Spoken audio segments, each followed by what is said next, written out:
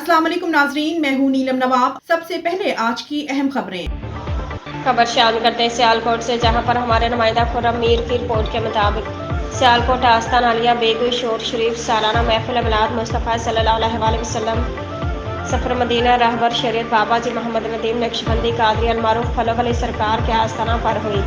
महफिल मिलाद का आगाज़ तिलावत कुरान पाक से कारी हबीबुल्लाह चिश्ती ने किया और इसके बाद मारूफ नात ख्वां इमरान मुश्ताक इश्तियाक कादरी हाफिज अली चौराही साबिर अली जमाती नात मोहम्मद सल्लल्लाहु अलैहि वसल्लम महफिल हाजरीन को सुनाई और महफिल हाजरीन से खूब दाद भी ली और इसके बाद हज़रत मोहम्मद सल्लल्लाहु अलैहि वसल्लम की शान में खिताब भी किया।